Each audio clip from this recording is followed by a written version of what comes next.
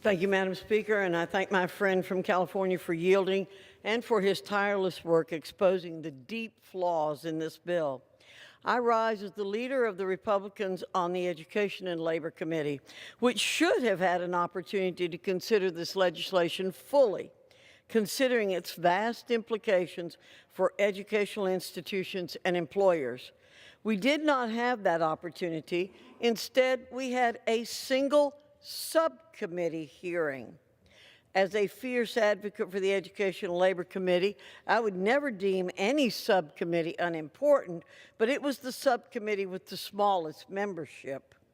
On top of that, somehow the decision was made to bring this bill to the floor under a closed rule with no amendments. So I commend my colleagues on the Judiciary Committee for their work on behalf of all of us. This bill may have equality in its title, but it does not serve all people. Its mandates for specific accommodations in shared facilities puts job creators, particularly those in small businesses, schools, and other community-serving facilities, on the hook for Washington's half-baked ideas.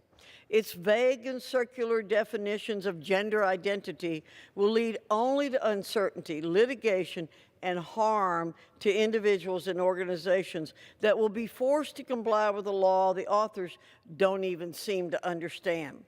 This is a classic example of passing something now and figuring out what it actually means later.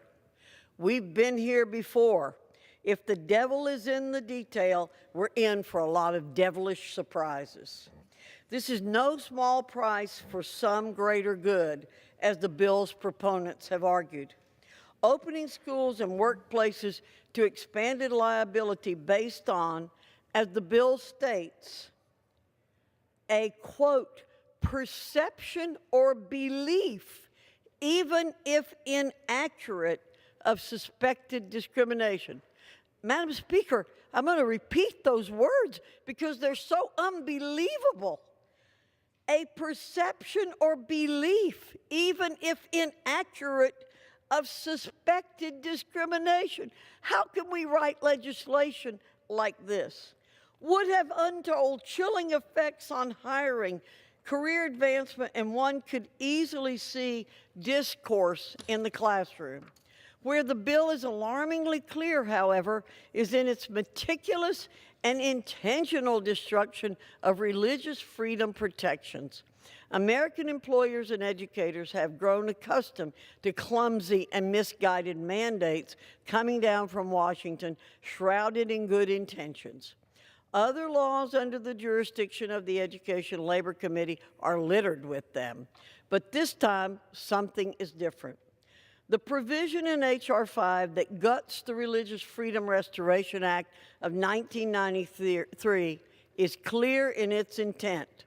This bill is a brazen attempt to replace timeless, inherent religious liberties with the identity politics of the moment. My colleagues on the other side of the aisle could have been given the benefit of the doubt on the rest of this bill. Careless and short-sighted legislation is what they've done best for many years. But this fevered grasping, this hysterical clawing at individual Americans who hold personal religious convictions represents a major departure from where the debate in this chamber has been before. I sincerely hope it's temporary for the sake of this body and, more importantly, for the sake of the people we represent. I hope this bill, which faces certain failure in the Senate, will be remembered as a failed experiment in oppressive legislation and not the first move in a new sustained attack on religious freedom. I yield back.